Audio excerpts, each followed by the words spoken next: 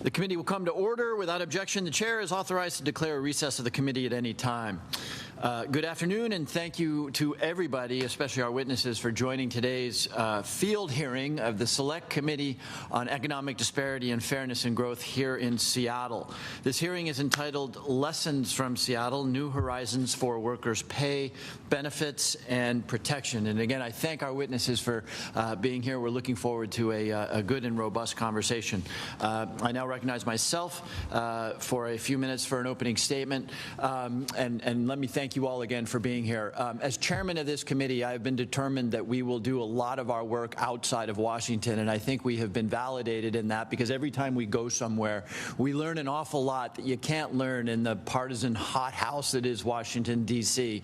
And what we're learning out there, whether we're in Ohio or Texas or Seattle, is that there's a great deal more collaboration, cooperation, and working together around the terribly important imperative of providing more Americans with economic opportunity than you might think if all you did was stay in Washington and watch cable news. So I thank you for contributing to that process. I personally am very interested, and as chairman am determined that this committee will come up with actionable, doable things that we as federal representatives might scale around the country. We had a very interesting conversation last night. I was actually taken aback by the extent to which at a table we had business leaders, large and small, we had the CEO of the Chamber of Commerce, we had labor at the table, and the word that kept coming up was collaboration and cooperation. That is not something that comes naturally to people who live inside the Beltway, or that is perhaps obvious to people who live inside the Beltway. So I'm really fascinated in what Seattle is doing to create that kind of partnership. I'm fascinated with what Seattle may be doing and is doing around a problem that exists all over this country, which is a stunning dearth of housing, something that, of course, really damages people's ability to live the American dream. And then I'm also super interested in the question, because Seattle is not a unique place. It is in many ways similar to other wealthy, innovative, diverse cities. But what are the lessons of Seattle that might actually apply to my city of Bridgeport, or to the post-industrial Midwest, or other areas of the country that might learn something from the work that is being done in Seattle? So again, I thank the witnesses who are participating today, and will yield my remaining 3 minutes to my colleague and our host. And I thank Ms. Jayapal for setting up a really, truly wonderful couple of days, and yield my remaining 3 minutes to her. Thank you very much, Mr. Chairman. Really appreciate all of the members who are here visiting our beautiful city. It has been a wonderful opportunity to highlight the tremendous leadership that Seattle has shown on so many worker-based policies and policies that lift people up. I think my colleagues are probably tired of hearing me say that there are many reasons to be proud of what's happened here in Seattle, including that we were the first state in the country to tie minimum wage to inflation. We, of course, in Seattle, we're the first major city to pass a $15 minimum wage. We have today one of the highest minimum wages in the country, and a very expansive paid sick days law, all of which I was very happy to work on with many of you in this room.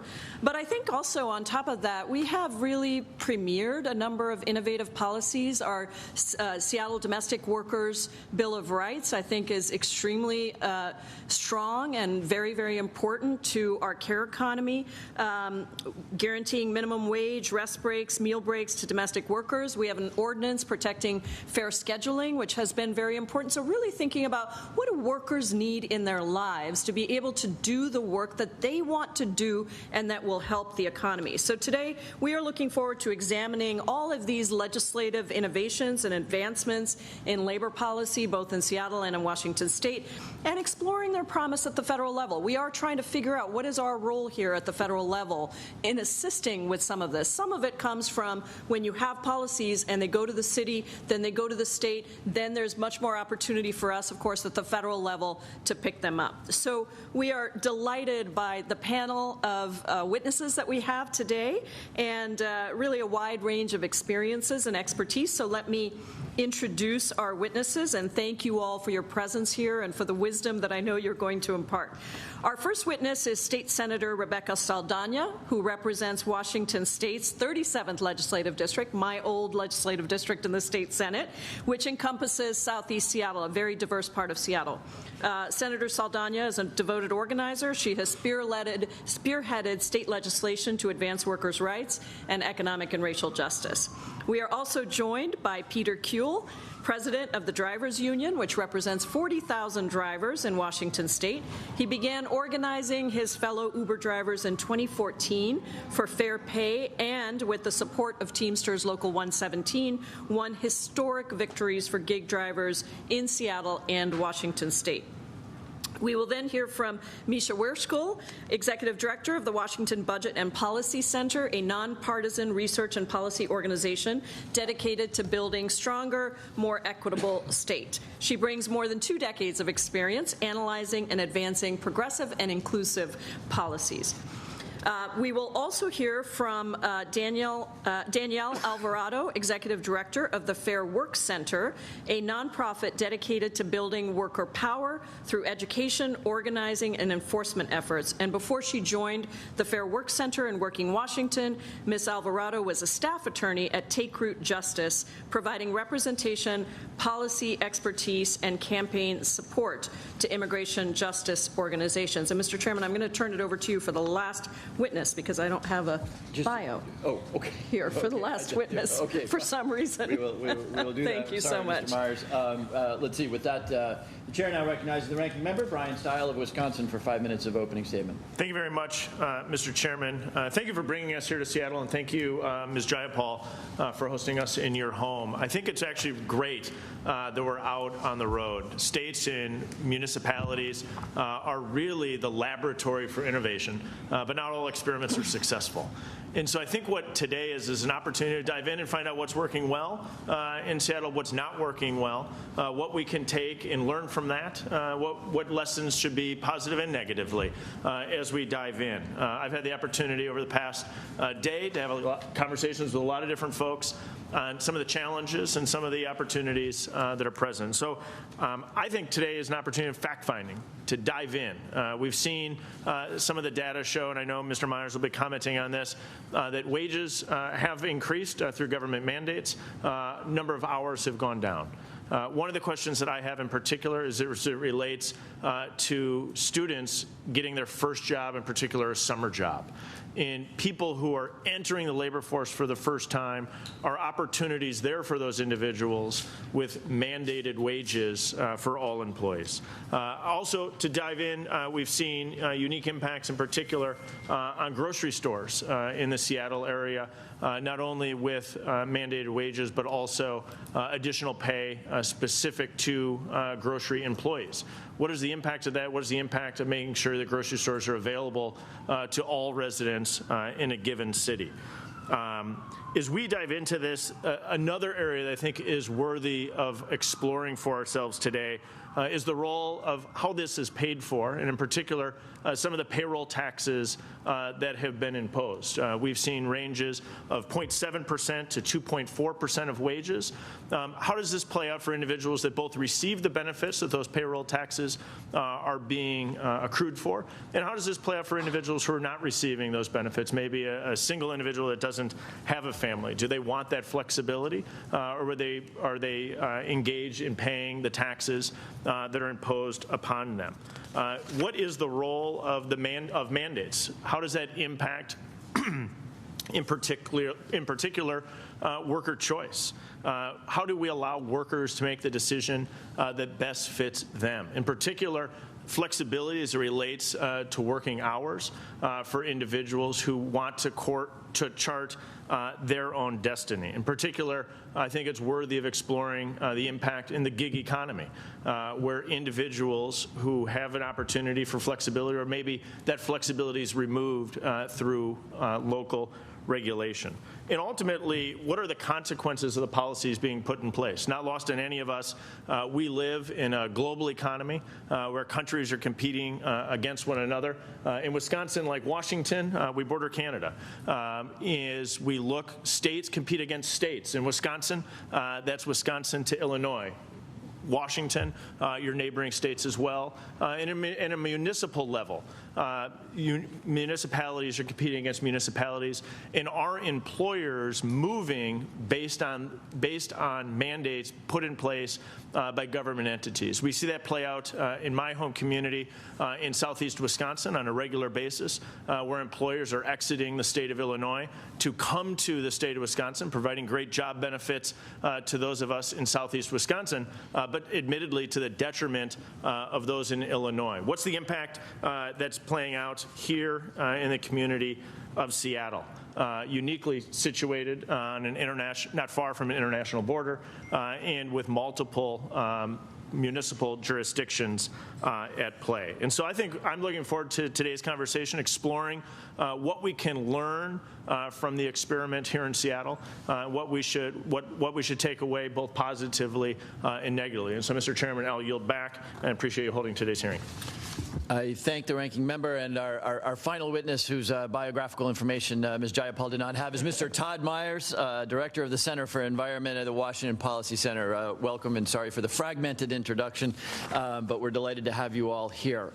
Before we begin with your testimony, it's the custom of this committee to take 4 minutes out to start every hearing with actually the voices of people who don't typically sit in hearing rooms. So before we turn to you, I ask for unanimous consent to play a video 4 minutes long of a number of Americans sharing their experiences. So ordered. Please roll the video.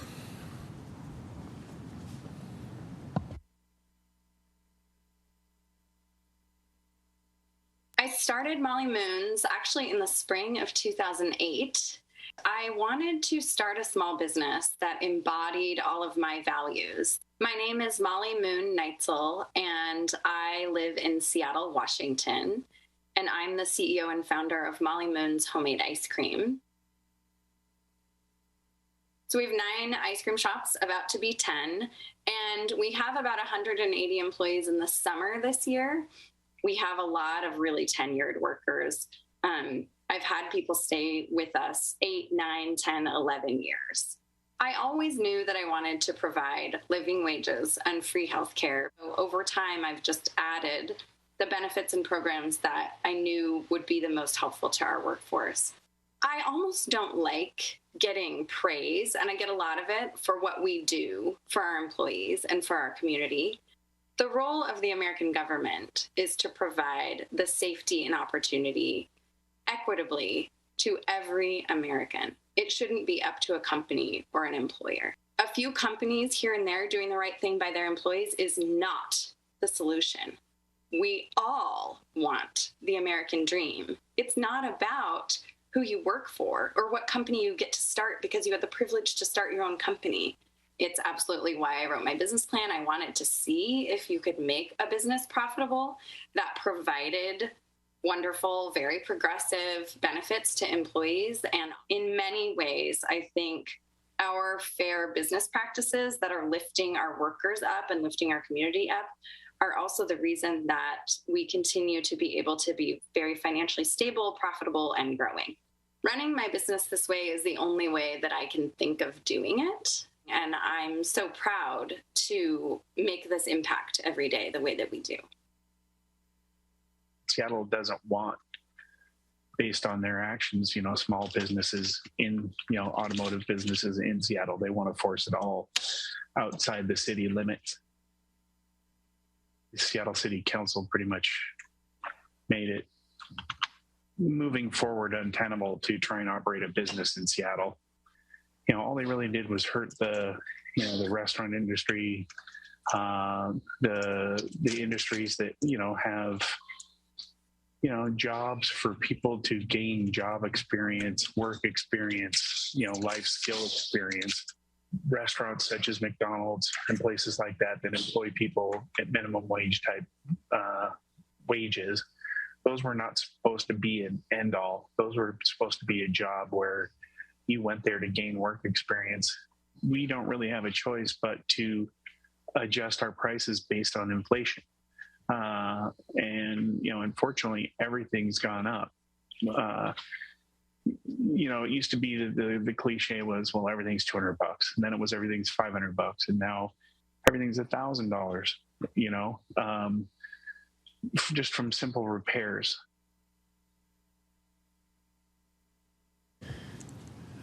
Okay, we will now turn to the testimony of our witnesses.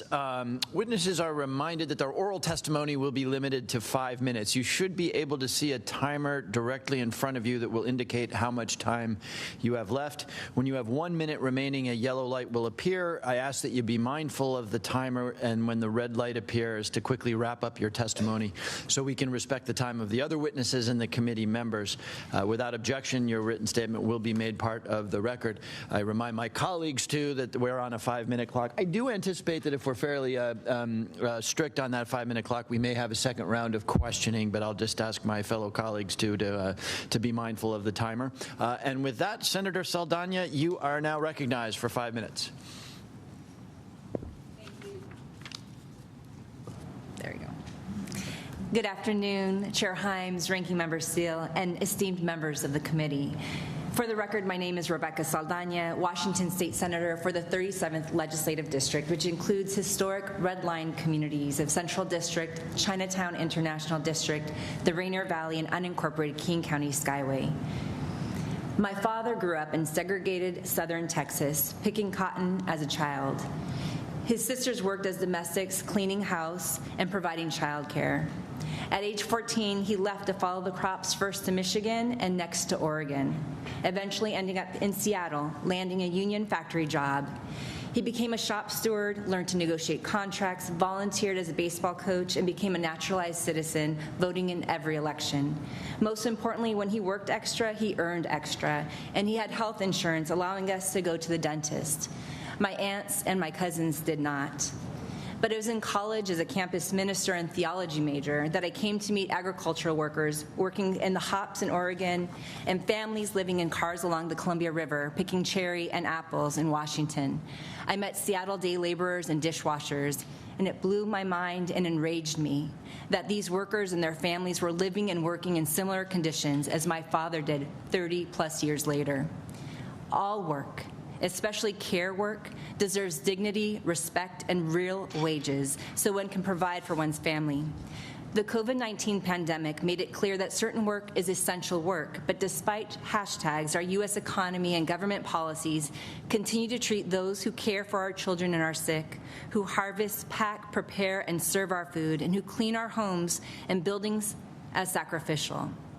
It is not a coincidence that such work has historically been done by forced labor, by women, immigrants, Black and brown workers, a sad legacy of racist, sexist, and xenophobic policies.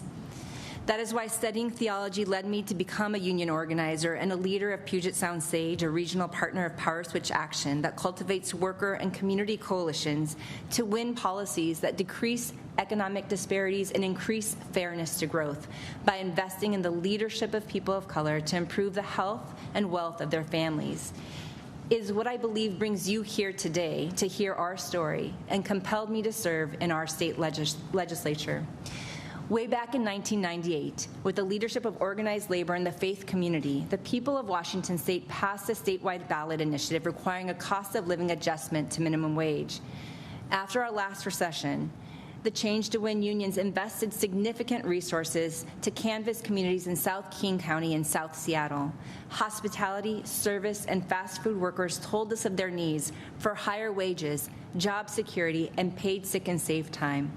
From their needs and their leadership, a coalition formed of workers, unions, local small business owners, faith leaders, and public health professionals that pushed the city of Seattle to adopt a citywide paid sick and safe time in 2010. When the airlines and the Port of Seattle would not exercise their authority to raise conditions for airport workers and the coalition took the cause to the people of the city of SeaTac through a ballot initiative and won. The slogan was the Fight for 15, but Proposition 1 included much more. And from SeaTac, fast food workers and Working Washington marched to Seattle, taking the fight for 15 citywide. The mayor formed a task force, including stakeholders and community leaders like Representative Jayapal, to draft the city ordinance taking effect in 2015.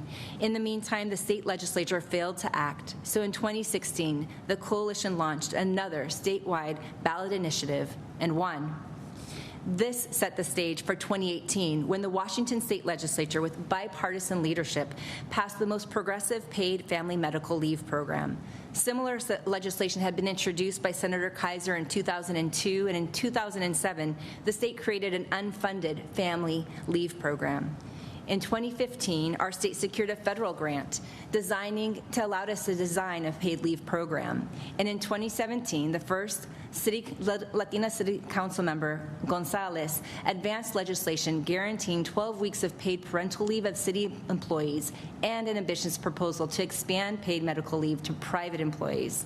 This, along with the favorable statewide polling, Seattle Business Chamber support, and the history of past successful ballot initiatives, motivated the parties to stay at the negotiating table. And the result was, in my first year, I co-sponsored and voted to give families paid family and medical leave insurance, which arrived when they needed it most in 2020. You will hear from other panelists how our story continues to unfold, and I'm available for questions. Thank you, Senator Saldana. Mr. Kuehl, you are now recognized for 5 minutes.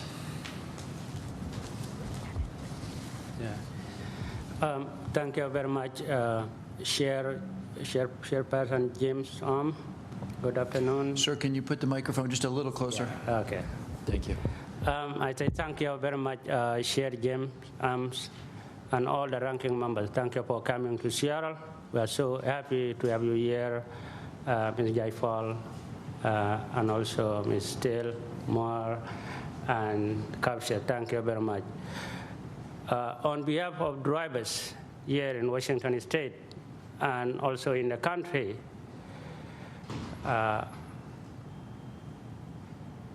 as we've been driving for many years, I didn't mention my interjection fully.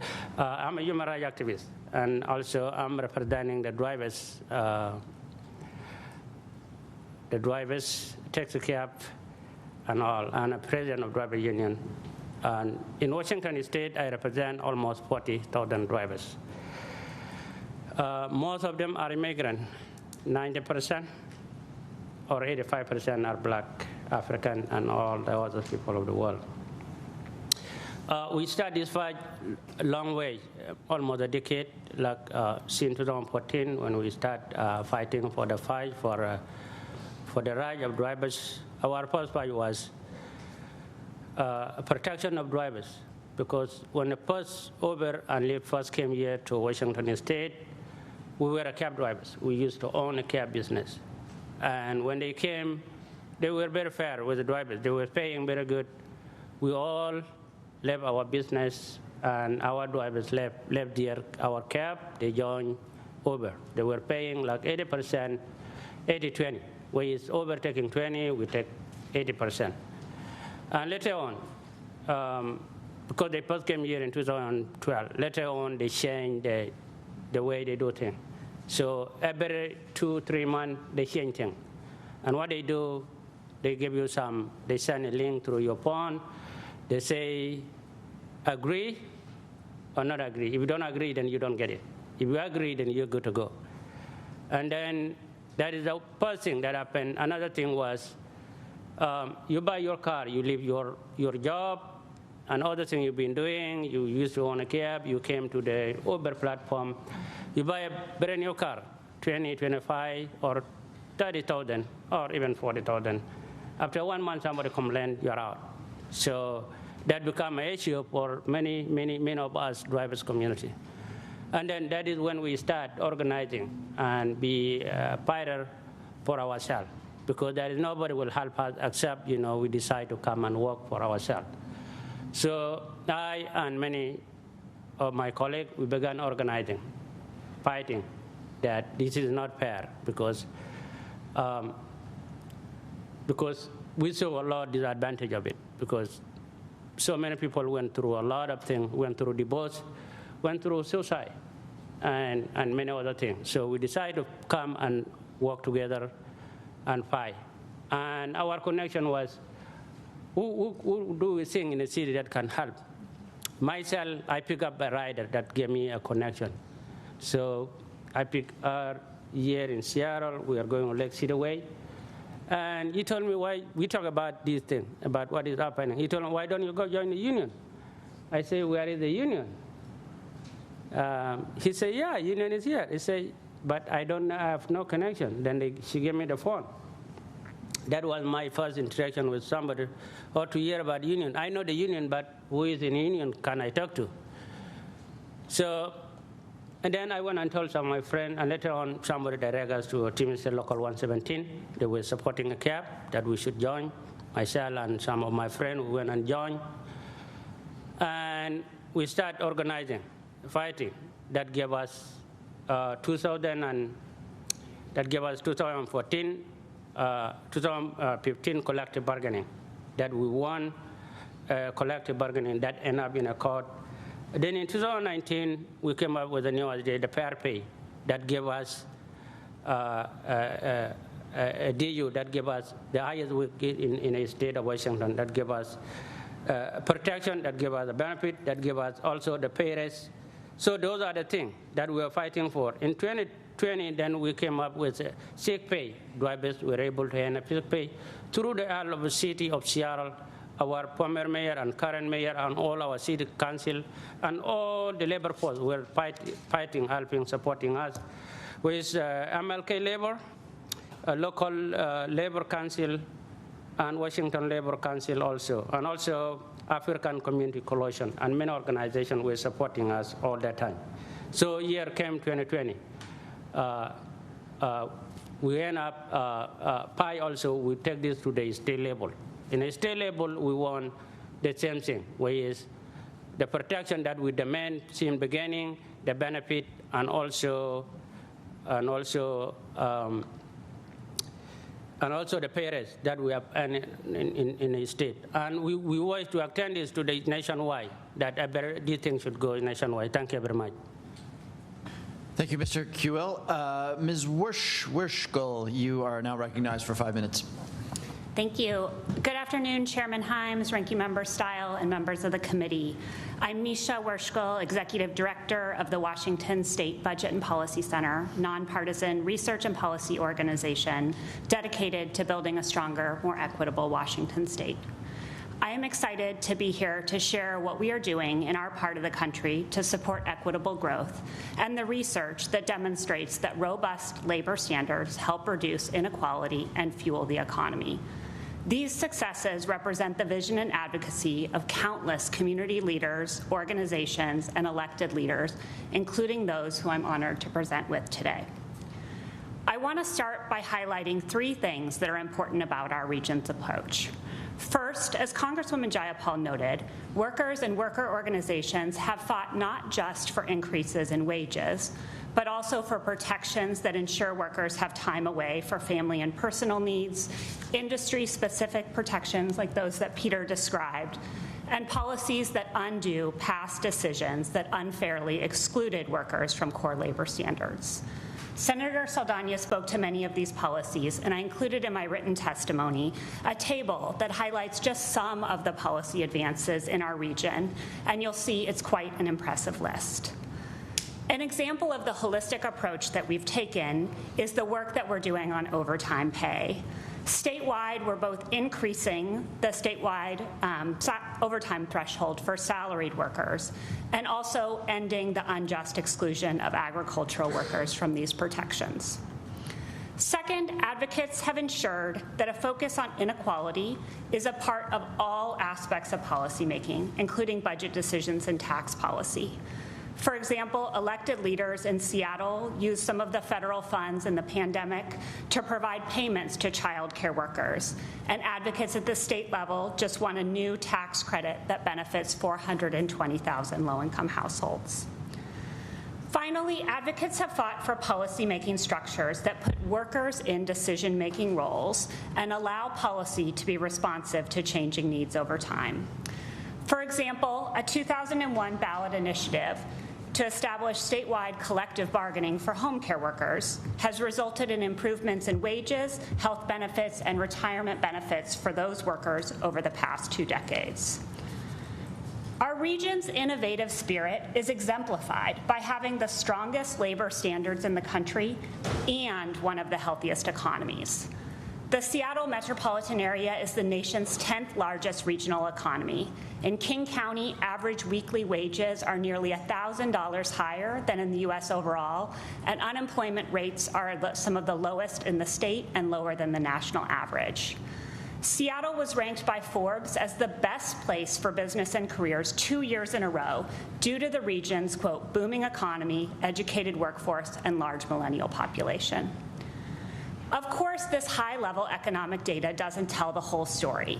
Similar to our country as a whole, our region is experiencing dramatic income and wealth disparities, which is exactly why labor protections like those we are talking about today are so important. A recent analysis from Gene Balk at the Seattle Times found that among the 50 largest U.S. cities, Seattle had the third highest average incomes for the poorest 20% of households. Importantly, Balk notes one factor keeping Seattle's income gap in check is the city's famously high minimum wage. And there is a robust body of research that backs this up. For example, researchers with the University of Washington studied the city minimum wage and found that it meant higher earnings for low-income Seattle residents, increased worker productivity, and reductions in turnover rates. Research from across the country on paid family and medical leave shows a positive impact on women's participation in the labor force and a range of indicators of family well-being.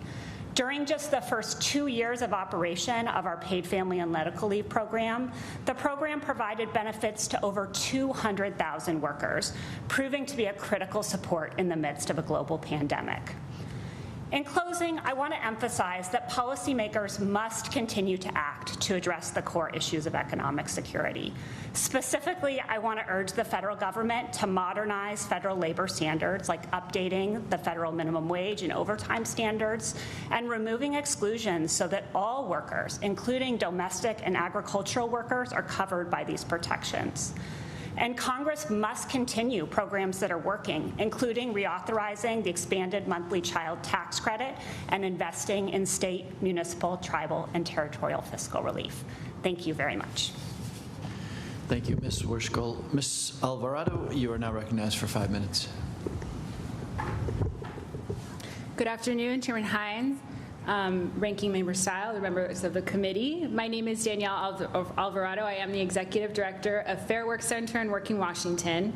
We're a statewide organization of low-wage and historically excluded workers. We've led many of the campaigns to pass and enforce the laws and successes that you've heard about today. Seattle's economy is strong because of our labor standards, not in spite of them. And our successes here provide a roadmap for the rest of the country. There are 4 key lessons that I want to highlight. The first is that local leadership on workplace protections matters, particularly for historically excluded workers. The success of the Fight for 15 meant 1 in 4 workers got a raise in Seattle. 100,000 workers who overnight had more money in their pockets to pay bills, to save up for emergencies, and to contribute to the local economy. Today, our Seattle minimum wage is $10 higher than the federal minimum wage, and the movement that started here has spread across the nation. Over the past decade, we have increased wages for 26 million workers by $150 billion. Our victories in Washington are not just about what we have won, but who has benefited. We have taken on some of the most deeply entrenched and racist exclusions from our federal labor standards. In Seattle, nannies and domestic workers worked together to pass the first municipal domestic worker bill of rights, establishing basic protections like minimum pay and rest breaks. And this year, for the first time, Washington farm workers are earning overtime. These victories are chipping away at an economic system that for too long has trapped workers of color at the bottom. Second, local government can quickly pivot, ensuring that workers are not left behind. The power of local leadership is clear in moments of crisis. As the pandemic hit frontline workers hard, we won first in the nation emergency hazard pay and sick time rights for gig workers. The city also moved swiftly to establish a relief fund, providing additional help to nearly 10,000 residents. These emergency measures were critical to keeping Seattle workers safe and healthy. And these crisis responses often pave the way for long-term solutions. That's why we continued to organize, which led the City Council to unanimously pass Pay Up, our permanent gig worker ordinance, just this past May. Third, strong labor protections require investments in enforcement. We know our rights are only real when they're enforced, and when that doesn't happen, it's people of color, Black workers, immigrant workers, and other historically excluded groups who are most likely to experience labor standards violations. That's why Seattle established the Office of Labor Standards, to build on the work of our state agency. To date, OLS has returned $25 million to more than 40,000 workers in Seattle. OLS enforces strategically. By focusing resources on priority issues and industries, it is able to recover more money for workers, close the enforcement gap, and hold bad actor employers accountable. Most critically, OLS has invested millions of dollars in partnerships with grassroots organizations like ours. When we fund community-based outreach and enforcement, we break down the isolation and fear of retaliation that so many workers, particularly the most marginalized, experience and what gets in the way of them coming forward. By combining community partnerships and strategic enforcement, we are able to ensure that our progressive labor standards really mean something to the workers who fought for them and who need them most. Last, strong labor standards require strong worker organizing. We are proud of our partners in government, and it's critical to understand the progress we have made here in Washington would not have happened without the leadership of workers. Time and again, we see that workers know better than anyone what needs to change about our economy. To make sure worker voices remain front and center, we create strong coalitions of community organizations, labor unions, and worker centers like ours. By coming together to win new protections at the state and local level, we're responding to the modern economy by building an inclusive labor movement that leaves nobody behind. While we've achieved powerful victories so far, there is still more work for us to do. Washington has no state income tax, which means too many workers struggle while the rich get richer. There's an urgent need to strengthen federal and state labor standards to bring them up to speed with Seattle. Our safety net has unacceptable shortcomings. We need universal access to unemployment, paid leave, and robust health and safety protections that recognize the realities of climate change. We need deeper investments in labor standards enforcement to make sure rights on paper are real in every corner of our state. No matter where we live, we all deserve fairly paid, dignified work. Seattle's workers have shown it can be done, and we are ready to continue leading the way. Thank you. Thank you, Ms. Alvarado. Mr. Myers, you're now recognized for 5 minutes. Thank you, Mr. Chairman. My name is Todd Myers. I'm a policy analyst at the Washington Policy Center here in Seattle. I served previously as executive director of the Prescription Drug Assistance Foundation, where we provided access to medicines for patients who could not afford them, including migrant farm workers and those with mental illness. And recently, I have worked with criminal justice advocates to push for legislation that removes job barriers for previously incarcerated individuals. I have seen firsthand the challenges facing too many low-income workers in our state, and empowering them is a personal priority for me. Each wage policy adopted in Seattle and King County over the past 2 decades has claimed that it will increase opportunity and reduce inequality. After more than a decade of increases in the minimum wage and other labor policies, unfortunately, inequality is still a significant problem.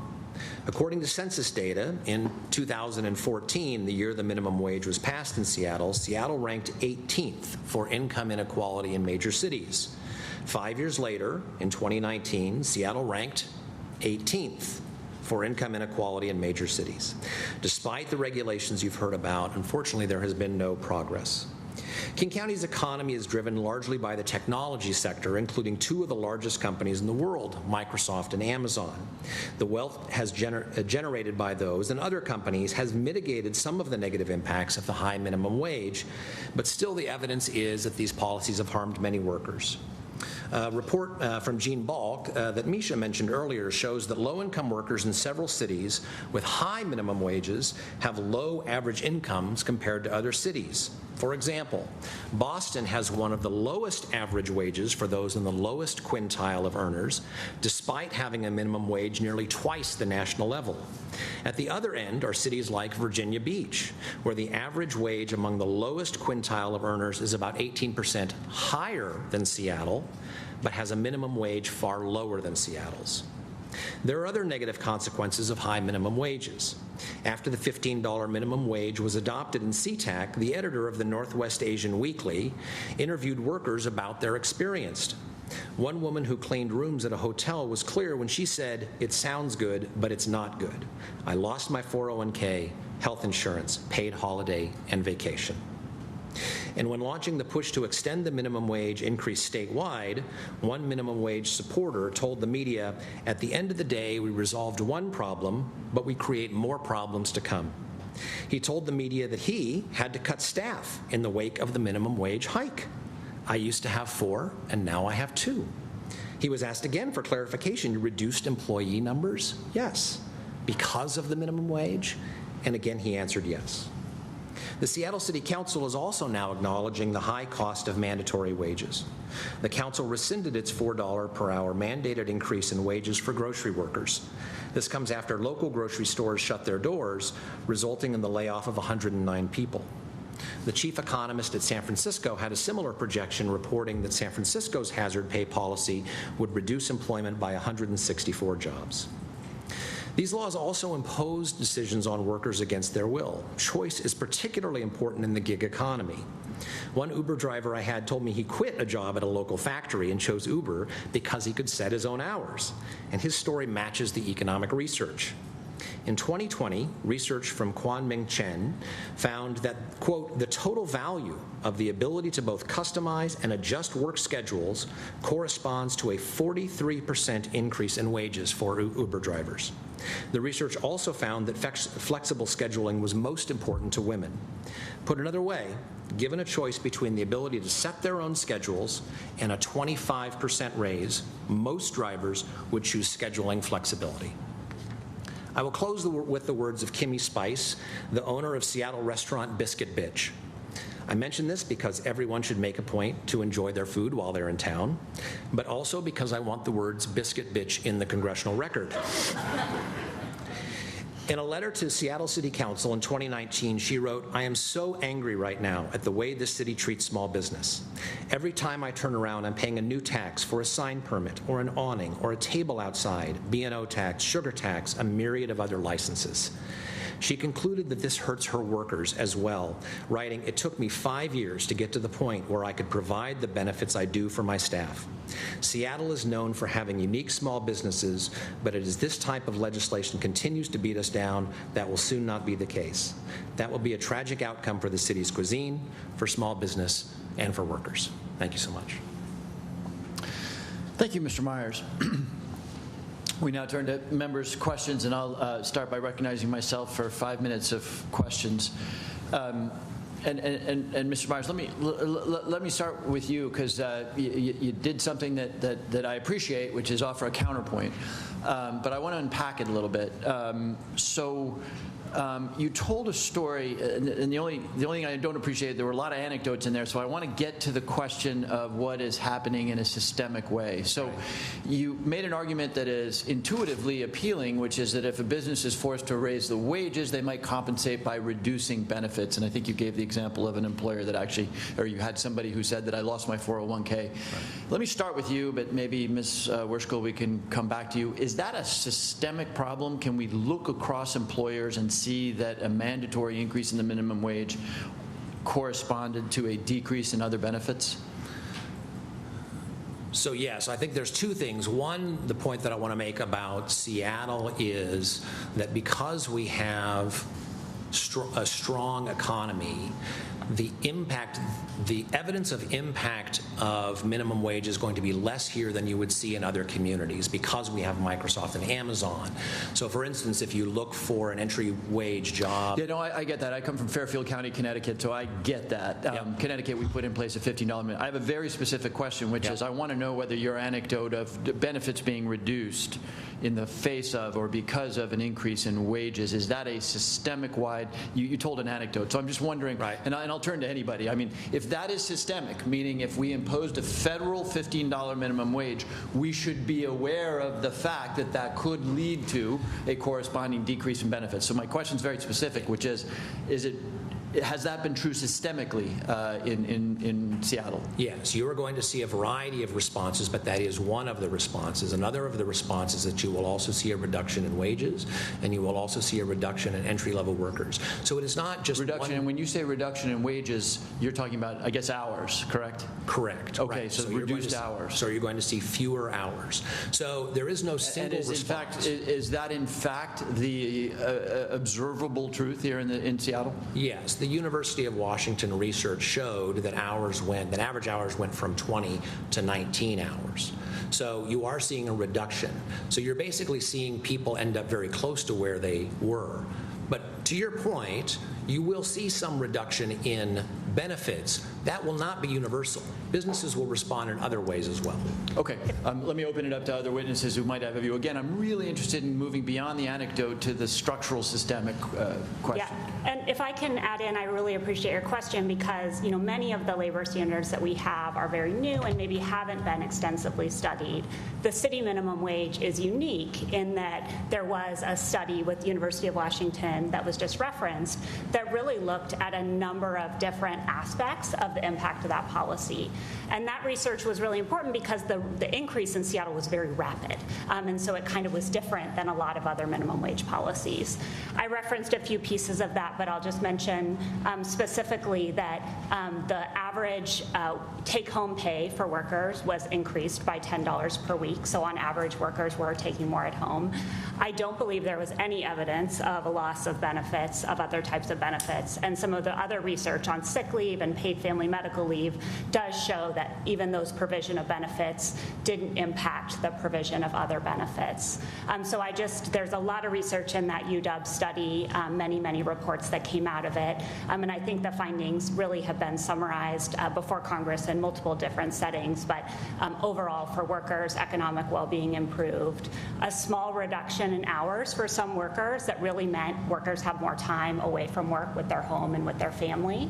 And overall, businesses, 99.3% of businesses in Seattle really were able to sustain operations through that rapid increase. So just sharing that context. I want to be respectful of my colleagues' time here, so I have a much fuzzier question, and I'll just throw this out to the panel generally, but I'm super intrigued by the question of what is replicable. And Seattle is very lucky to have a major research institution.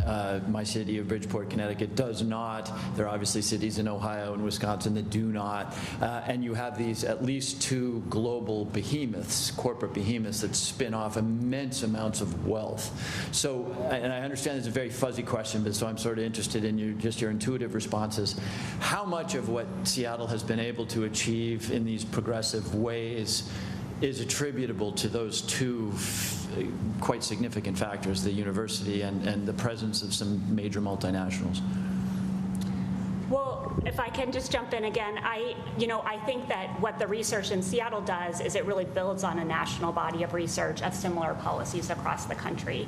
And the findings are actually very consistent in different places. The minimum wage, as I mentioned, was studied specifically because it was a larger increase more quickly. But there is a significant, obviously, body of research about minimum wage increases. So I would say that very little of it actually has to do with unique features of the city of Seattle, and is much more true of economies all across the country. While, of course, I would never recommend replicating the exact policy framework that we developed here. It should be developed based on local economic conditions, et cetera. Any other quick reactions before I recognize the ranking member? Just briefly, I mean, I think this is, so Seattle and Washington State, you may think of us as very progressive, but when you get to the state level, I mean, I came in the minority in 2016 and 2017, and so, we are a little bit more purple than a lot of people think. So I do think that, especially at the state level, there's a lot of businesses in a lot of smaller towns that want to, and a lot of businesses that want to provide paid sick and safe time. That was a big issue, and it really became how to scale it and how to do it if your competition is not, right? And they're squeezing people, and there are desperate people wanting to work.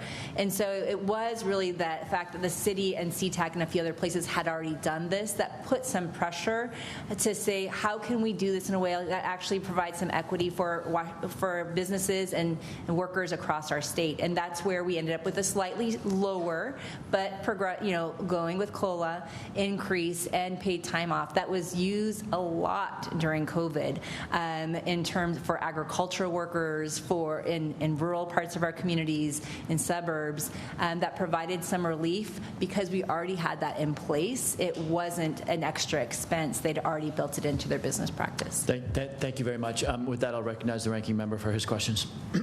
Thank you very much, Mr. Chairman. Since it was referenced, I'd like to submit for the record Mr. Vigder's testimony before the United States Senate on the insights from Seattle's minimum wage study from the University of Washington. Without objection, so ordered. I will give you a copy, Ms. Moore. It's a good read. I'd like to dive in with you, Mr. Myers, if I can. I mentioned in my opening statement one of my concerns in particular is making sure people get entry into the labor market. We're in the middle of summer. We're in August. I'm thinking in particular of high school students who are looking for that first job, coming in with very limited skills, 16, 17-year-olds with a minimum wage that has increased the bar. And as you noted, some companies are looking to reduce number of employees rather than increase number of employees. What is the specific impact that you've seen as it relates to first-time job applicants, in particular high school students looking to gain working skills? Yeah, so in the study that you just referenced in the testimony from Professor Vigder, what he found is that you actually saw a reduction in hiring from entry-level, low-skill workers, exactly the types of people that you are talking about. One of the arguments that is made is that the minimum wage saw an increase in productivity. And the reason you see an increase in productivity is because the people who are kept at the higher level are the more productive, more experienced people. The people who need that experience, the people who are entry-level, who are less productive because they are at the beginning of their work experience, are the ones who are left out. So the irony is that piece of data that shows an increase in productivity actually demonstrates that the people who are being kept are the most experienced, and the least experienced are not getting those opportunities. Thank you. Can you unpack a little bit the hazard pay that temporarily increased the minimum wage to $22 an hour, a pretty significant increase? What was the real-world implications of that for the city of Seattle? So as I noted that the hazard pay was increased $4 for grocery workers during COVID. The city of Seattle, the Seattle City Council voted 5-2 to remove that precisely because they were starting to see the negative impacts of that. A local grocery store, QFC, closed a couple of stores, resulting in the layoff of more than 100 people. And as I mentioned, so grocery stores were closed specifically as a result of the increase in wages. They specifically said that the policy was why they ended up closing the stores. That's helpful to understand. Let me shift gears and dive in particular on the impact of payroll taxes. Payroll taxes are probably one of the most regressive forms of taxes. It's taxes at the first dollar earned. That's my understanding of how the Seattle payroll tax is implemented, ranging from just less than 1% to about 2.4%. Can you walk through the impact that has on real wages for individuals, in particular lower income workers, but would obviously be receiving the minimum wage? Yeah, and again, what we see is we see that the result first in the aggregate data. So as I mentioned, what we have seen is a dramatic increase in these sorts of things over the last decade, and yet, in terms of income inequality, Seattle is no better in 2019 than they were in 2014. And it is because of what you're talking about, which is that for those who get higher salary who still are working, some of that is clawed back, not just by the Seattle payroll taxes, but also by state payroll taxes or the upcoming mandatory long-term care. So what is given is then taken away, and the net effect of Seattle's position in terms of total income inequality is basically the same. Let me, if I can, I think I got about a minute left to shift gears in particular as it relates to gig workers, looking at the policies specific to Seattle. Can you walk through how the new policies, whether or not is given workers more freedom control over their schedules, over their work hours, or is it limiting a worker's freedom based on the policies that were implemented? Right. So the purpose of the policy is to guarantee a minimum wage. It is not just a flat minimum wage. It is more complex than that, and the policy recognizes the potential danger of giving people the freedom to choose their own hours and then the costs of that. So I don't want to make this too simplistic, but it ultimately does have the effect of limiting the schedule flexibility because Uber, Lyft, and others will have to manage their costs. And as I said, what the research shows in other cities when this was done or similar incentives were used is that drivers' pay had a very high value on schedule flexibility. It was equivalent to a 43% raise for them to be able to choose their own hours. So while the rule allows some flexibility for drivers and for Uber, the ultimate effect is to reduce that scheduling flexibility, which is precisely why many drivers take that job in the first place. So what you're saying is if market forces were to play out, a worker places significant value on the aggregate, a worker places significant value on flexibility, and a government mandate removes that worker's flexibility. Given a choice between a guaranteed wage and flexibility, the guaranteed wage increase has to be very high before they would give up that flexibility. Interesting data. Thank you, Mr. Myers. Mr. Chair, I yield back. Gentleman yields back. Ms. Capter is recognized for 5 minutes. Thank you, Mr. Chairman. This was just a great panel, and there isn't time to ask everyone a question, but just know you distinguished yourselves today. I'm from the state of Ohio, and I wanted to ask the first witness, Ms. Saldana, with your background and your knowledge, soon the Congress will be considering a new farm bill. And one of the issues that concerns me deeply is agricultural labor. I'm interested on page 2 of your testimony. You talk about recommendations. You don't talk about a new farm bill, but you talk about pathways to legal work status and so forth. I believe that the treatment of agricultural workers on this continent is an economic sacrilege.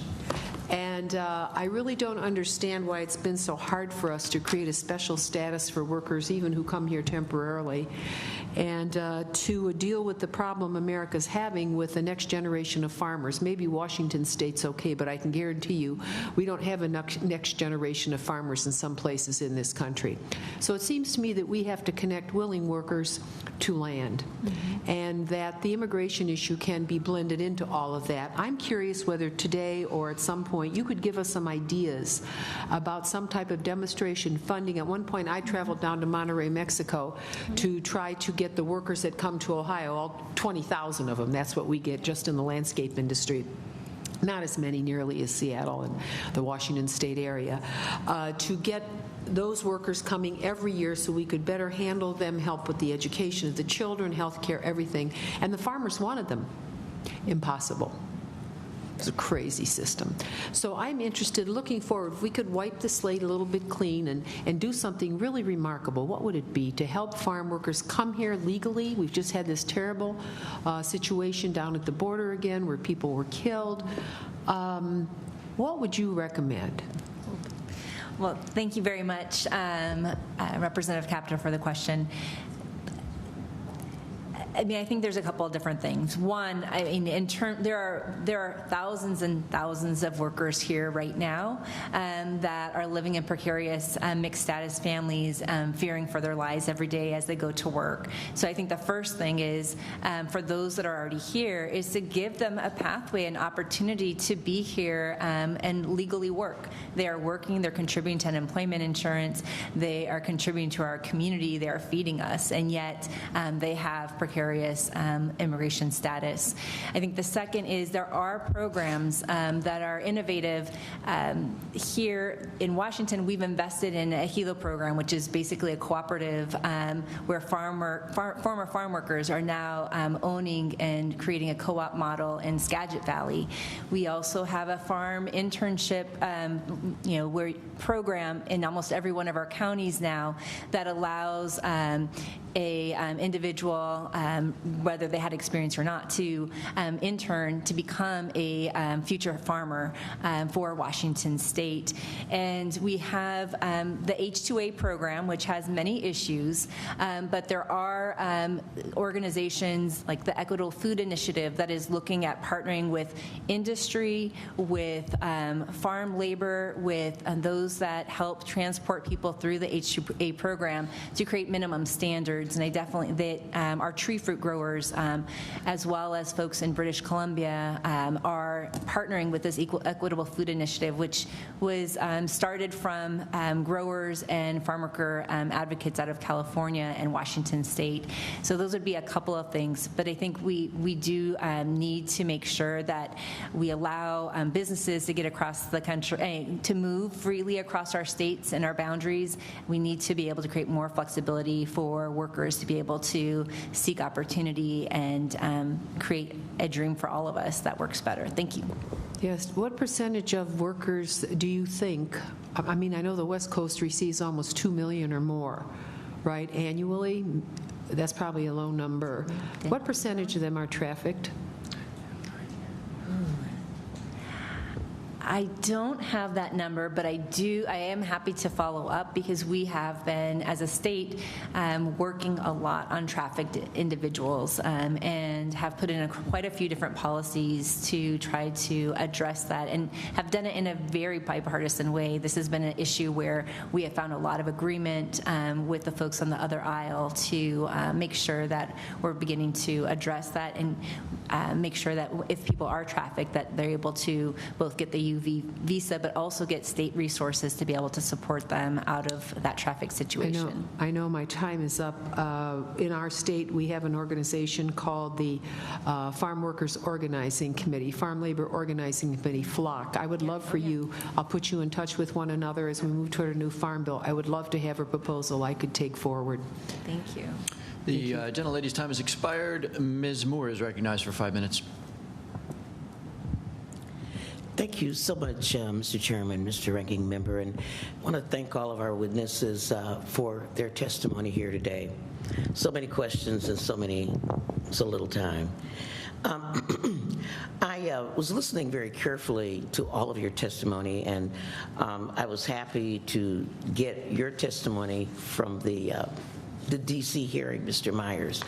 And just reflecting on it, it seems to me, and you tell me if I'm wrong or not, your testimony says that this study, you found that raising the minimum wage, the major impact was that people who work 20 hours were now working 19 hours, that there were no significant increases in prices for grocery, gas, housing, numbers of other sort of indicators,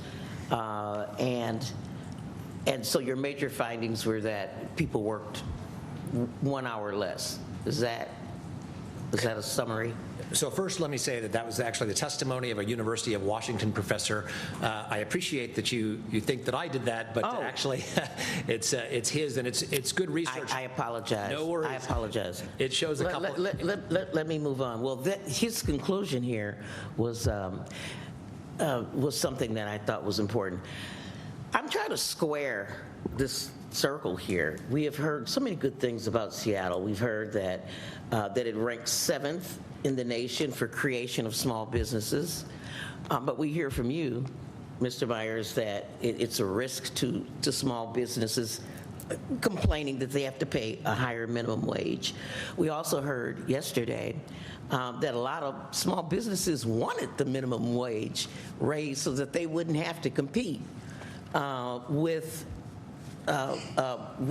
workers with larger companies.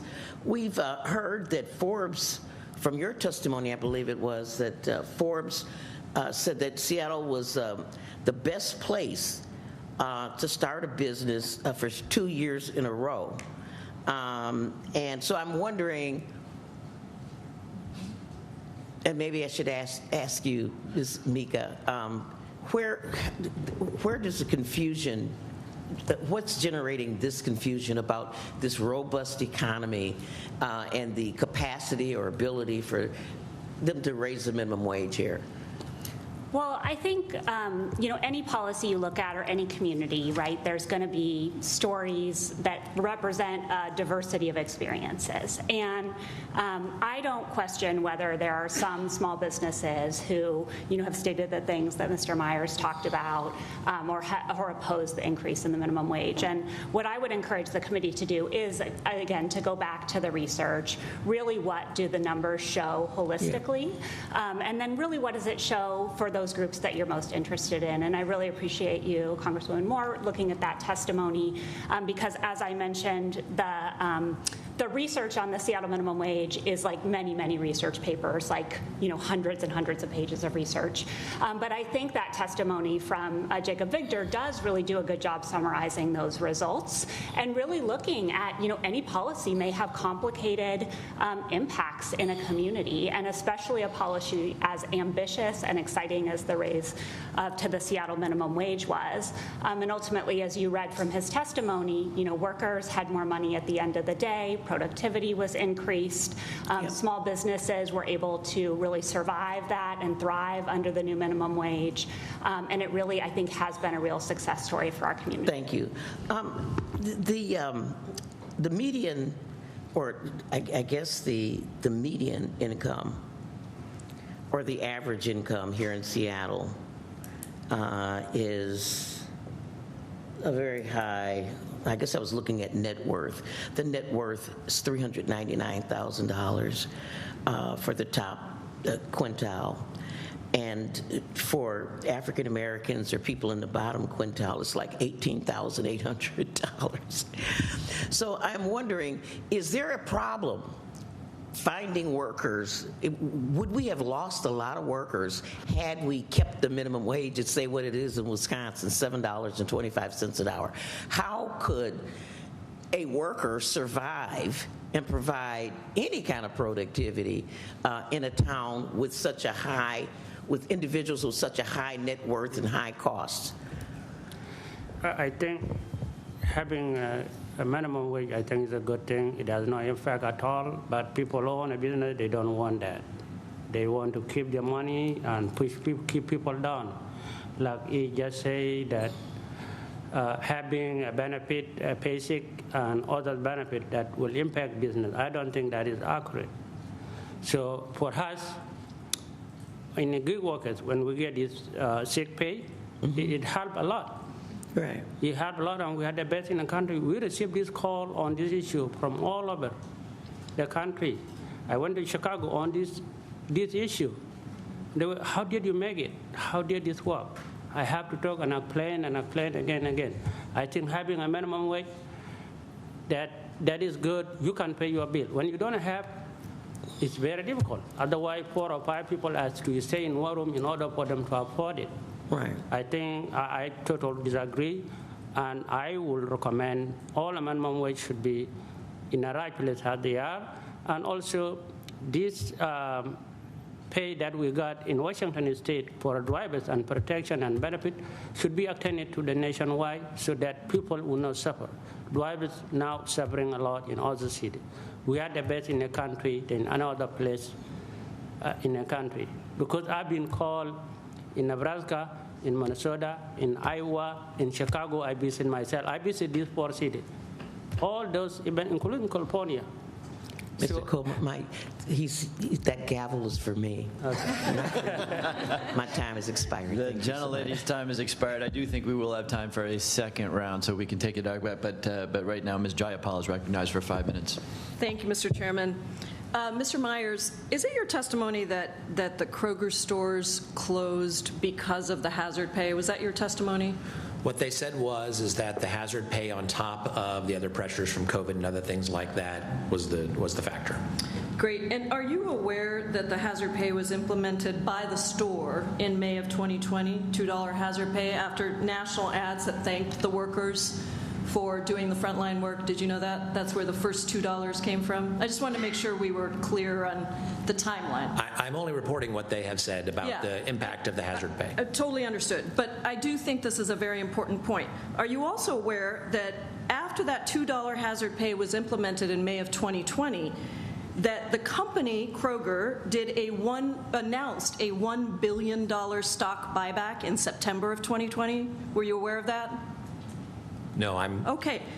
What they actually did was a $1.32 billion stock buyback in 2020, plus $534 million of payout in dividends to shareholders, almost $2 billion of payout in stock buybacks and dividends. At the same time, they then argue that they can't afford increased hazard pay for workers who are on the front line providing us with the groceries that we needed during COVID. So I have a really hard time, and actually Brookings, there was a Brookings report, I don't have these, otherwise I would enter them into the record, but there was a Brookings report that said that large grocery and retail chains, including Kroger, found profits increased by $17.7 billion over the first 3 quarters of 2020 and saw a 10% sales increase in the fourth quarter of 2020. How is it possible that that there would be any argument on the table that these grocery stores closed because they couldn't afford it? I really needed to challenge that because I find it incomprehensible that argument would be made at the same time that these grocery stores are putting all this money into stock buybacks. Yeah, please go ahead. Just real quickly, you can also ask I think you should address that question also to the chief economist of the city of San Francisco, who found the same impact of hazard pay in San Francisco. So I would recommend asking him as well. Well, you're the witness before me, and you raised it in your testimony, so I have to ask you, and I wanted to make sure you were aware of what the company did have money to spend on and what they said they didn't have money to spend on. Mr. Kuehl, I wanted to ask you about this question because it was raised I think by Ms. Moore yesterday, about flexibility. And this question that people say, well, we shouldn't organize gig workers because they actually don't want to lose the flexibility they have in scheduling. And I noticed in your testimony you had a great statement that said that it was never, for most drivers, classification was never our motivating issue and paled when compared to our other priorities, fair pay and labor standards, regardless of how we're classified as employees. And I just think that's a really important point, and I wanted to know if you could speak to that in terms of how your drivers think about this question of fighting for fair pay and benefits. And you still have flexibility as gig workers. You're not giving any of that up, but correct me if I'm wrong or add to my wisdom on that. Well, I will repeat, thank you very much. Can you just move that over just so we can thank you. There we go. Okay. Perfect. I will repeat and thank you very much. I think having this organizing force is really beneficial. In Washington State, when we started for a reason. You cannot just go out when you know that you are getting a good pay. Like when we first pay, we get $8.20, and it was good. It was a good business. We enjoy it. But 2 years later or 2 years, they keep changing. I think for us, having organized force across the country will help. It has no impact at all, and it's good for the drivers. It helped them. Many drivers were looking for protection. That was the main cause, that we need a protection because you were working last night. Today, you try to go to work. You say you're not going to go online. You cannot work, and nobody talk to you. That was a big problem. The pay rate was a big problem. That whoever keeping every month, every 2 months, they change the rate on their own. And at the beginning, they told us we are a partner. So how come you change the rate without telling your partner that we are going to change the rate? They say, if you like it, sign up. If you don't like it, get out. That's how. The third thing was the benefit, like the sick pay that you was talking about and other pay. These are very important. These are helping during the 2020, during the COVID, when it was so hard, so difficult. People who were able to get a sick pay are better. I think it's very important, not only in Washington State, across the country, drivers should get the same benefit that we're getting in Seattle. We are the highest pay, like I say. And many people have been asking, how do you make that? That is the question arise from California, from all other places. That these things need to be attending across the country. Business owners, they will not tell you, yes, it's good. No, there is no business people who will tell you it's good. No, that is not going to happen. They will say, oh, it's going to hurt us. What way? Give us the evidence that it's hurting people. There is no evidence. Uber, when they came, they don't have no money. Right now, they are a billionaire. How did they get that money? It's because of this driver they want to put on that they should not do this because it's going to affect them in another way. It's not affecting anybody. All he was saying was not accurate. So I would recommend, and thank you for coming here so that you hear from our point of view that driver need help from Congress, not only from the state of Washington or Seattle. Thank you, Mr. Kuehl. I yield back, Mr. Chairman. The gentleman's time has expired. We're going to move very quickly into a second round, and I'm going to have to be, there's planes to catch and whatnot, so I'm going to be a little bit more strict on the 5-minute rule. And then we will wind up. I just have one question that grew out of the conversation in my first 5 minutes. You know, at the very core of what this committee has to be doing is developing solutions for economic disparity. Mr. Myers said something very interesting to a point when he said that Seattle was 18th in terms of disparity and remains 18th in terms of disparity nationally. Now, that may have a lot to do with what happens in California and Mississippi. Internal disparity in the city of Seattle may have a lot to do with what the other end of the spectrum is doing. So my question is this, and I'll just throw it out to whoever might have the facts. I'm sort of more interested in whether this package of mandatory minimum wage, other progressive things that we've been talking about, has it actually improved disparity inside Seattle? Not relative to Chicago, but inside Seattle. Is there evidence that shows that these initiatives that we've been talking about for the last hour have actually, for lack of a better word, raised the bottom and compressed disparity? I think as a gig workers, with this improve of this law that been passed, we're feeling very good, very confident on what we do. We are not afraid always that you are taking this right that later on I may be deactivated. I think drivers are feel very, very good, and that's why we're hoping across the country that should do the same like we have here. I think drivers are feel good here, and it's really needed by all the people who pick up people and drop them, or pick up food and drop them, or pick up other things that is delivered.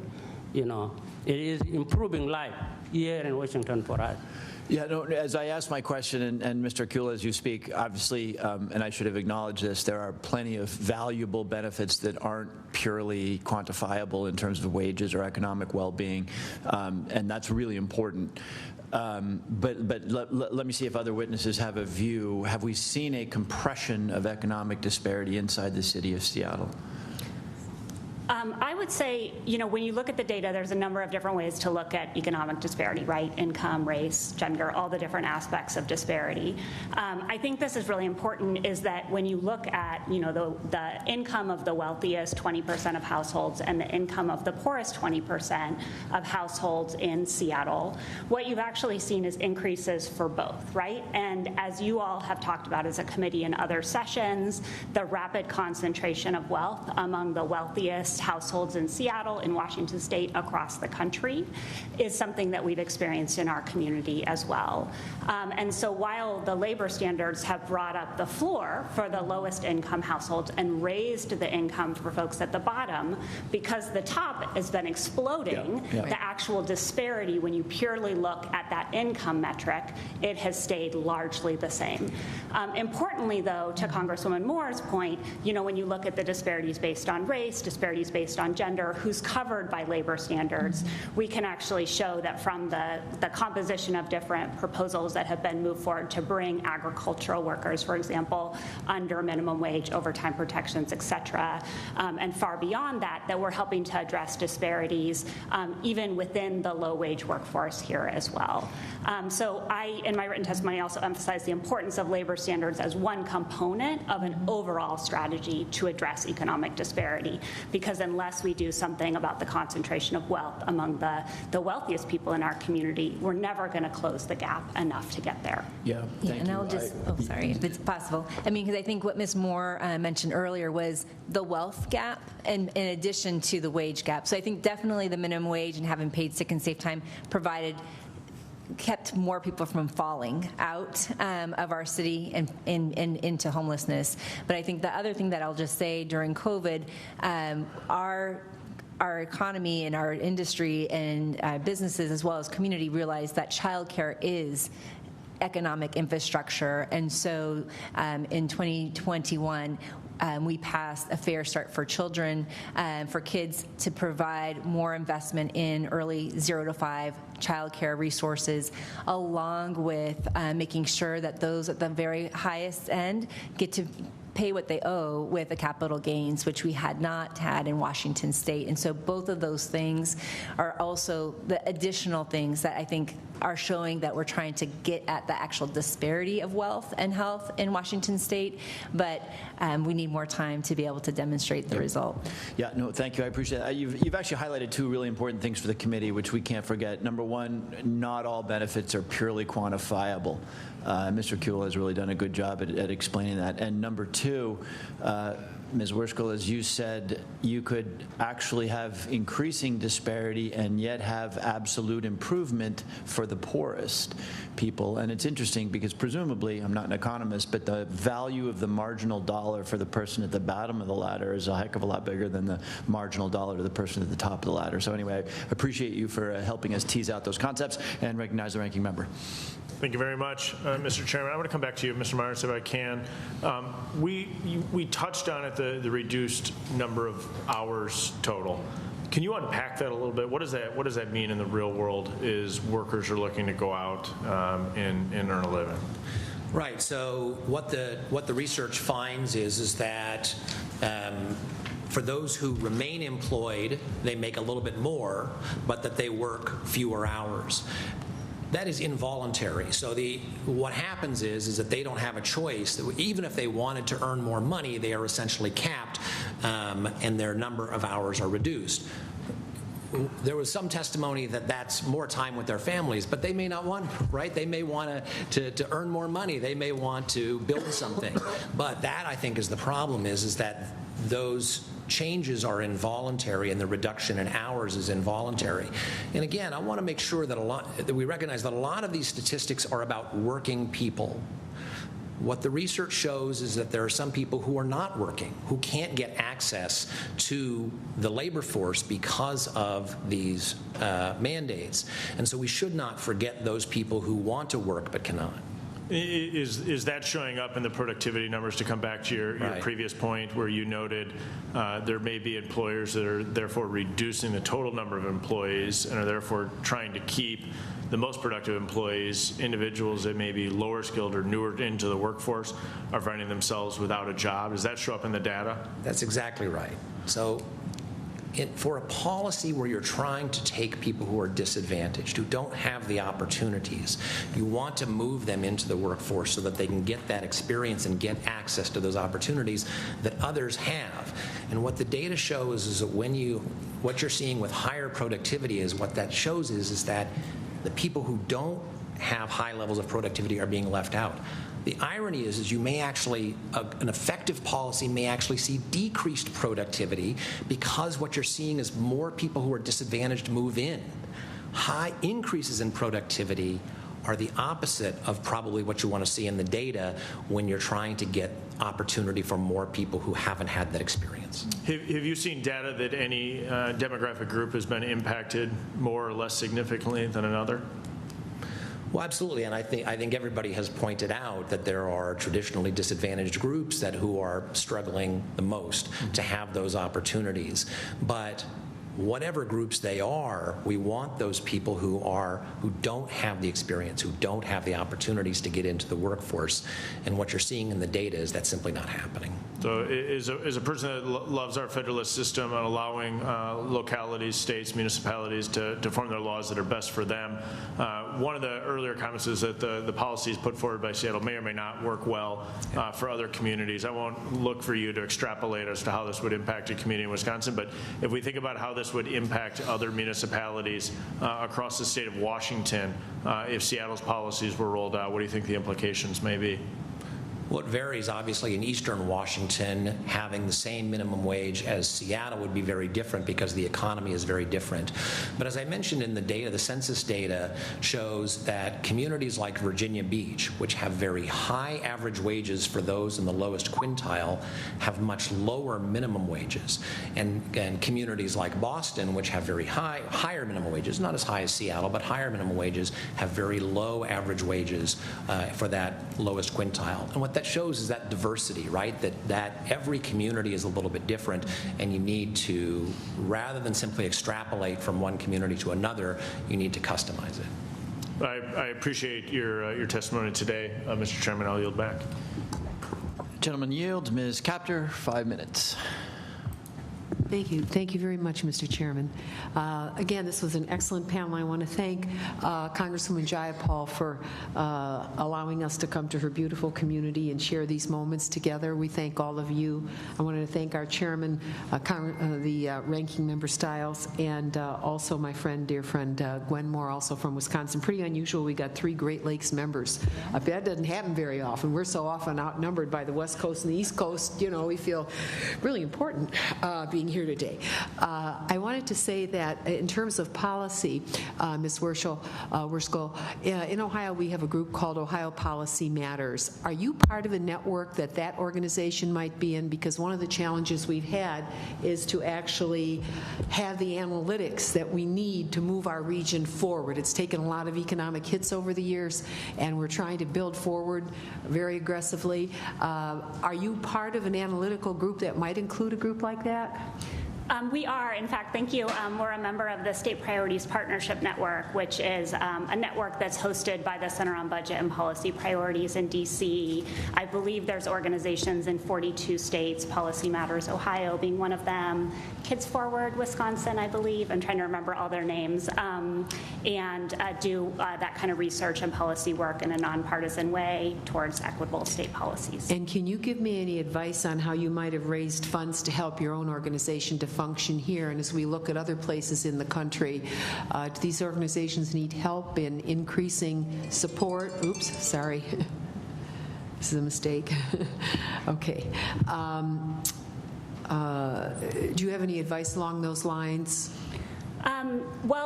Do foundations help you? Yeah, I mean, companies? I would say that, to the point other folks on the panelists have raised, it's really important that we have robust worker organizations, labor unions, advocacy organizations, policy and research organizations that really are kind of working in partnership with government to really make sure that policies meet the needs of folks in our communities. And so for our organization, we've benefited from support from philanthropic sectors locally and nationally.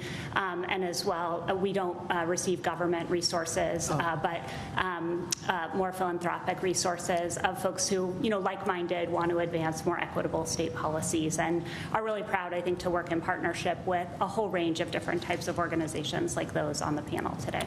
All right, and I would just like to again on this issue of agriculture, because Washington State is much more like Ohio than California is. And as we look at solutions forward in the agricultural community that deal with agricultural labor, again, I sort of am pushing the panel a little bit, maybe make some additional suggestions to us so we can regularize the workforce, advance agriculture in this country, deal with climate-controlled agriculture, which will require different type of employee with additional skills to move into this era of climate change and agriculture. And I think it's really important that we grasp this and we include it in the agricultural legislation that we are writing so that our farmers and those who assist in agriculture in this country understand their place in the horizon, and that we cut the exploitation that so often happens with the guest workers that come in here. And I know our farmers want to end that too. They hate it. And we got to clean it up. So we are really looking for examples there. I just want to thank you all very, very much, and for the great tour we had today of the port. We learned many things here. You should be so proud of this region, really, and your political activism to change the law at the state level. Wow. And locally here, being a voice for drivers. I'm glad to see you and the Teamsters are trying to work things through. Good luck on that, and in your efforts to improve working conditions for all people. Thank you very much. The gentlelady yields. Ms. Moore for 5 minutes.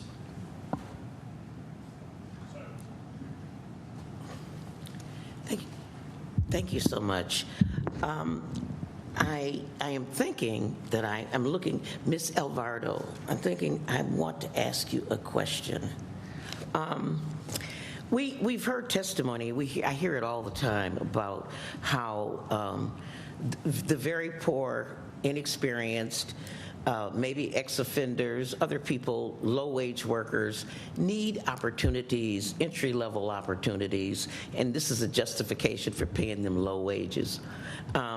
In the report, Mr. Myers, that Dr. Victor put in, he said that the restaurant industry was the most impacted by the raise in the minimum wage. That's where you saw the loss. And of course, that buoys the argument that we ought to just pay people the tipped wage or those low wages.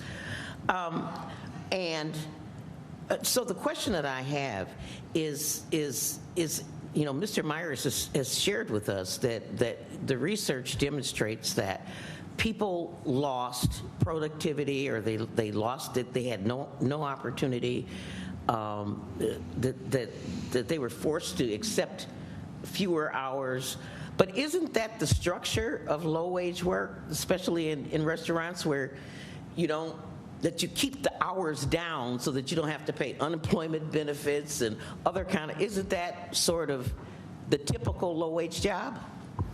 I appreciate the question, because I think you hit on something that's really important, which is that what is the role of government mandates in setting a floor that all employers need to abide by? And if there are certain actors in our economy that have an interest in shorting their workers, then I think that doesn't mean that there's not a role for government in setting what the floor is. To speak on the restaurant industry, folks here might not know that it's been since the late 80s that we have had full minimum wage for restaurant workers. And I can guarantee you, we have a restaurant down the street that you can go to. It has not gone out of business.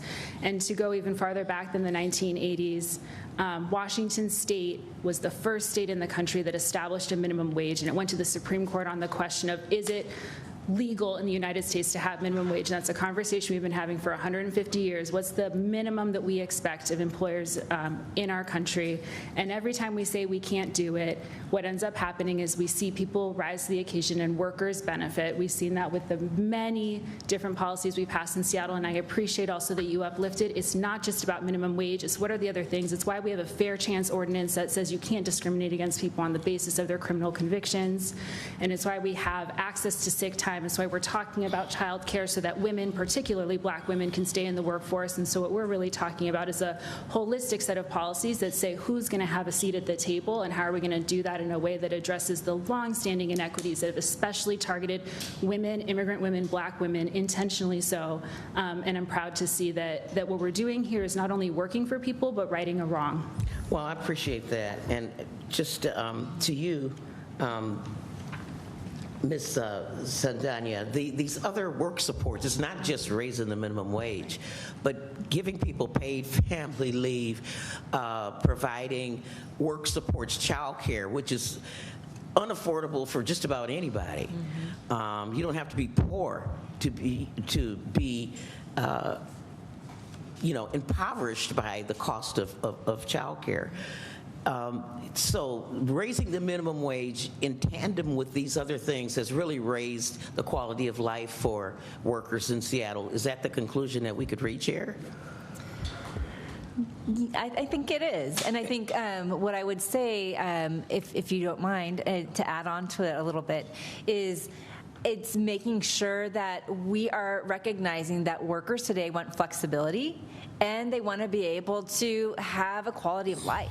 And so that means we partner as government, partner with the private sector, partner with the workforce to figure out how do we need to modernize ourselves to be able to make sure that people, no matter where they live, have access to child care. Okay, I just got one question before that light turns red. Mm-hmm. We often hear about the importance of people working because it provides them with dignity. Mm-hmm. Is there any dignity in working for a par wage? No, ma'am, there is not. work is dignified and it deserves real wages. And we need to get rid of all of the sub-minimums that are still on the books for people with disabilities, for people incarcerated, for young people, and for restaurant workers. It's time, and I definitely compel and urge you to do that. If I could just address real quickly. With the chair's indulgence, I would love to hear what you got to say, Mr. Myers. Thank you. You mentioned something really wonderful, and that is people who are previously incarcerated, and the way we need to do more to help those folks get education so that they don't have to be paid minimum wage. And that's something we've made progress on in the last couple of years in Washington State. We joined with other groups, criminal justice access groups, to reduce the barriers for people with previous criminal convictions to get occupational licenses. And I would encourage you to read an Obama administration 2015 report on occupational licensing on how we can remove those barriers to do exactly what you're talking about for those folks. Thank you so much. Thank you for that, and I will. The gentlelady's time has expired. Ms. Jayapal for 5 minutes. Thank you, Mr. Chairman. Senator Saldana, I wanted you to just expand on this question of the state versus Seattle, because I think a lot of people think of Seattle, they're like, it can never work anywhere else. But in fact, we do have a purple state and actually a red state across the mountains. So how have you seen the policies of minimum wage and paid sick leave being accepted, or what have you seen as the effects of it from your colleagues across the state? Well, I mean, I think the challenge is the legislature is, while we're representative, we are not always representing the people that are furthest from opportunities and the marginal workers. And so, like as I mentioned, I mean, minimum wage has come to us because of the people taking it to the ballot initiative. But I think because of that work and seeing then that actually businesses across our state were benefiting from that paid sick and safe time, it compelled us to look at how do we update our other benefits. And it is where the paid family medical leave and looking at other benefits of how do we make them more portable so that if you are a small business owner, a sole proprietor, that you have access to be able to provide health care for yourself and have that flexibility. And so I think that's where we've seen a lot of movement, and we still have more work to go. But speaking, I would just want to mention the Paid Family Medical Leave Act. It is great, and we would love to see something at the federal level, as well as we'd love to see a domestic worker Bill of Rights, because that can, while it is in Seattle, we would love to see that, because domestic workers are all across our country, including people I care about deeply in other parts of this country that deserve to have those rights too. Thank you, Senator Saldana. And we did just have a hearing on my Domestic Workers Bill of Rights in the Education and Labor Committee for the first time. Ms. Wereskoll, I wanted to take you forward, because this committee is not just about looking at what we've done, but what do we need to do? And we still have challenges here. What do you think are the one or two most important things that we would need to do to address disparity? Let's just say in Seattle or in the state, however you want to answer it. Well, I would say, certainly, there's action needed at all levels of government. And just want to clarify, is your question oriented towards the federal government's role or across the board? Actually, I was talking about in Seattle, but okay. If you want to answer it in terms of what would be the most useful thing the federal government could do, you can answer that as well. Okay. I already shared a little bit about the federal government, so I'll just share a couple of things that I think are happening in our communities that are really kind of moving the ball forward. So, and it's a little bit more state level, because that's a little bit more of our orientation, but, partners at Working Washington, Washington Immigrant Solidarity Network, One America, many others are working to really look at our unemployment compensation system, our unemployment insurance system, and how do we really make sure that undocumented workers have some protections when they lose their jobs for various reasons. That was really made crystal clear during the pandemic, what a weakness that was in our labor standards. That certainly could be something that could be addressed at the federal level, but in the absence of federal action, local policymakers, Senator Saldana really leading a charge to look at how do we advance unemployment supports for all workers and make sure that no one's left behind. The other piece I just want to mention is our state tax code, and that was referenced a little bit. Washington has the most regressive tax system in the country, meaning that the lowest income workers are paying the highest percentage of their income in state and local taxes. Senator Saldana mentioned the new capital gains excise tax. There's also a new state working families tax credit that had bipartisan support this past legislative session. And there's certainly more work to do to really look at rebuilding our tax code in a way that meets the needs of our community in an equitable way. So just would mention those two areas. Thank you so much. And we did have Representative Frame with us yesterday talking about that. Mr. Chairman, I would like to submit for the record a statement from Portia Wu, Managing Director of Public Policy for Microsoft, for the committee. Without objection, so ordered. And Mr. Chairman, I hope I can just have your indulgence to say thank you so much to all of my colleagues on both sides of the aisle for taking the time to come out to Seattle. I think we had the most members of any hearing that we've had in the field, and I'd like to think it's because we have a lot to share with the country, and I'm very grateful to you, Mr. Chairman, and your staff of the committee for ensuring that we could come out here, and really want to thank you all for your testimony today and for all the work that you do on behalf of people across our city and our state. Thank you, Mr. Chairman. I yield back. I thank our witnesses, and let me also thank Ms. Jayapal and her staff. I know they worked very hard to make this all work, and the committee staff. Ms. Jayapal, you did have the second most members at it. We had slightly more at the Texas hearing. I think if we'd been a little closer to the border, we might have had more. Just speculating on that. But I also want to thank the committee staff for the hard work, and in particular, whichever staffer decided we should have dinner at Harvest Vine. That will not be. That was Ms. Jayapal. And most importantly, I'd like to thank our witnesses for their testimony today. Without objection, all members will have 10 legislative days within which to submit additional written questions for the witnesses to the chair, which will be forwarded to the witnesses for their response. I ask our witnesses to please respond as promptly as you are able. Without objection, all members will have 10 legislative days within which to submit extraneous materials to the chair for inclusion in the record. I remind members that written questions and materials for the record should be submitted to the email address provided to your offices. With that, I thank our witnesses one more time, and the hearing is adjourned. Thank you.